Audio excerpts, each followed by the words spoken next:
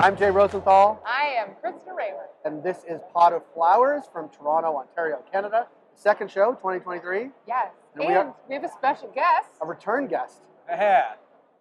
Like maybe the epitome of perfect guest, because you were here last year to scope the market, and now you're here this year with your products in market.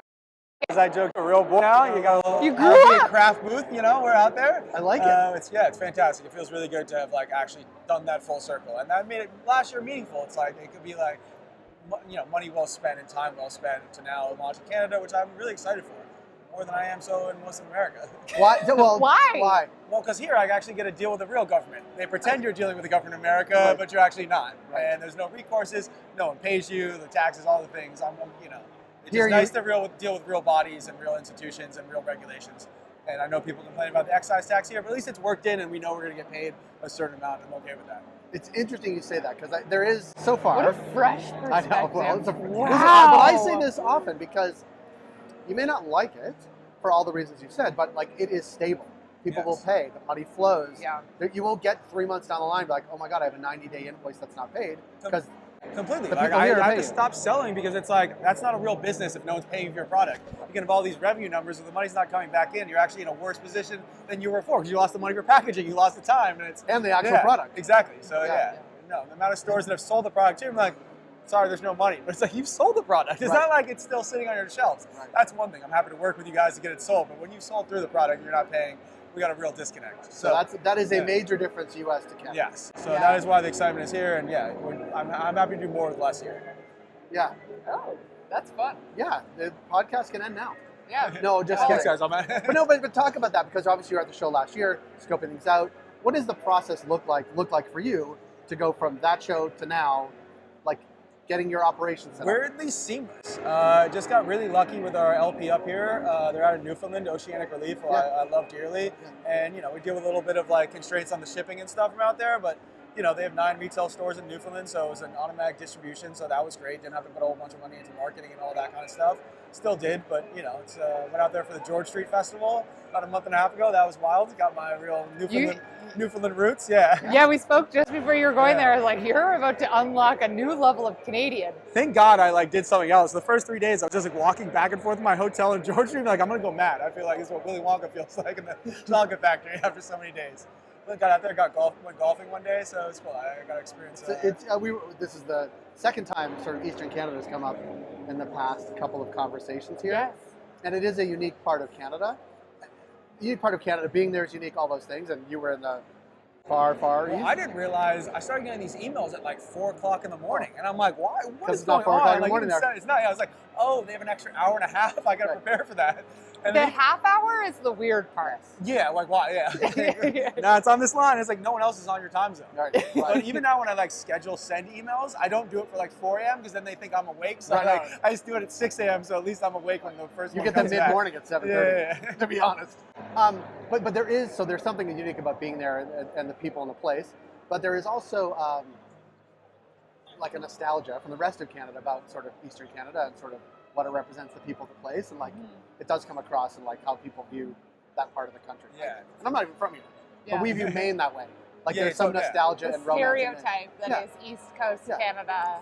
And they still kind of want to be independent, I feel like. So it's weird, we don't want to be bothered, don't bother us, and we don't need you guys, Canada, but we're part of you. But we're here. Yeah, we're here. Yeah. I guess there's some little tiny French island over there that's just 7,000 people, and you need a passport. I'm like, that's wild. It's so beautiful. I've heard, if you ever have a chance to go there, it's stunning. Yeah.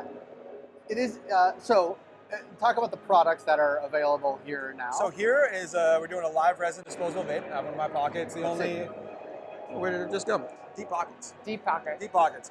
So only one doing a ceramic coil, 100% live resin, rechargeable, barrel mouthpiece, so it's super smooth. And we got accepted for one flavor, a Higg's Haze, sativa hybrid, and then hopefully by the end of the year we'll have kind of a few more flavors out there in the rest of our products. But, and people are liking it. Yes, people love the design. It's an incredible taste. So yeah, I'm very happy with the product. Nice. And you're happy with it. Yes, I think we have a great price point. Coming from California and all these hidden fees and all these things, I'm like, I want to just have a well-priced product that moves in your store.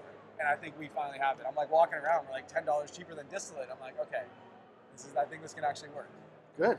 What do you, when you think about the like product future here, because you have this really interesting view of coming from California, being in a market where I think a lot of Canadians would look at it as much more advanced in many ways from a product development perspective, and then you think about your own product path here.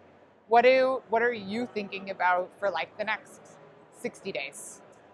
Just these disposals, and honestly, like it becomes tricky because like I applied for all 10 of our product SKUs that we want to have, and they only accepted the one product. So it's not really up to us sometimes on what we want to do with our innovation, and that's kind of what we said. Is like we have something no one else has. I can promise you that. And so that's kind of the path forward for us and how we got into Ontario, I think, because they would have taken our pre-roll packs or our jarred flour otherwise.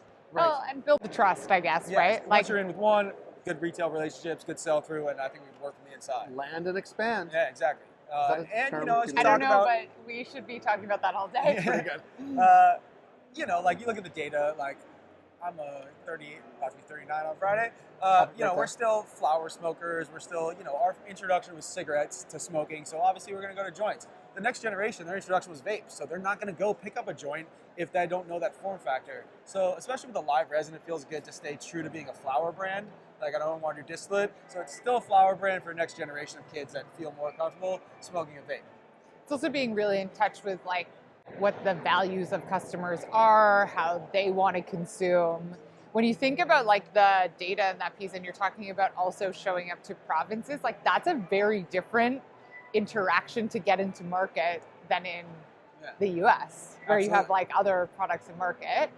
What things now do you pay more attention to in this market because of a provincial wholesaler? I guess just that like who are your competitors, you know? And I think when you look at who your competitors are, it's not 1,000 other brands that you're like, okay, we're competing against everyone. It's like, oh, there's 5 other companies doing a live resin vape, or maybe there's 2 other doing a disposable. And so where do we want to price ourselves? Where do we want to do on quality? Kind of like where we want to be on form factors. And I think that kind of is a much easier examination of competitors here than anywhere else, because you can actually look at it in a coordinated way. Yeah, I like to think of it as like a huge whiteboard. It's just the whiteboard is relatively smaller here, right? And it's by province, right? The province has this array of SKUs, and we want to be somewhere in here. Whereas in California, it's like, it's just massive. Yeah, it might be an inch deep, but it's a mile wide, yes, right? Exactly. What is one thing you want to learn today? I don't know. Your coffee order for first off. Yeah. I didn't know I was going to learn anything out here. I thought I was just in sell mode, selling education mode. No, I just want to see kind of where retailers stand and kind of their expansion, if they're doing well economically. Like, are they being propped up right now, or are there good retail operations going on? And are those the people that own 5 stores or the ones that own 50 stores? And that's what I think I'm most interested in learning, is actually like, who's doing well and who can we actually expand with. Because it might be nice to get into a 40 retail store chain, but if they're not paying their bills or selling enough product, then it's not a good future for us. So I think identifying who those that are actually on the rise and looking to expand in a real way.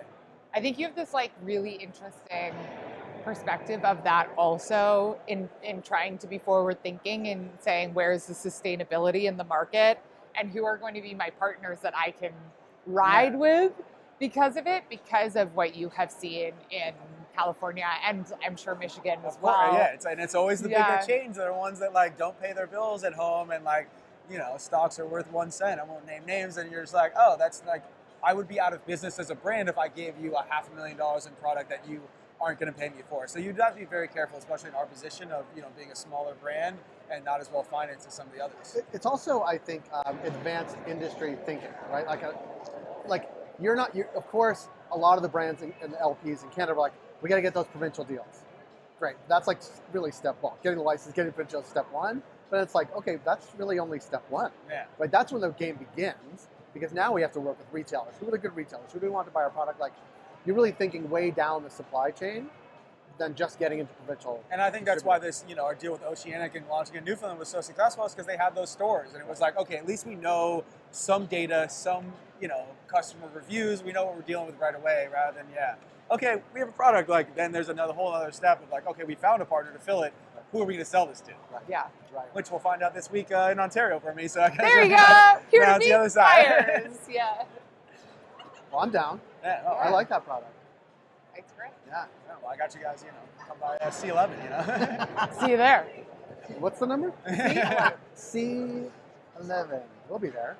Well, Thank you happy so birthday! much. Happy birthday Yeah. on Friday. We haven't made it yet, so fingers Right. crossed. Well, it's Tuesday now, so Yeah. I mean, it's a really good show. So It was last. I don't know. you'll Yeah, make we're getting I these think you'll stories make from it last year, but I was set on a bad course.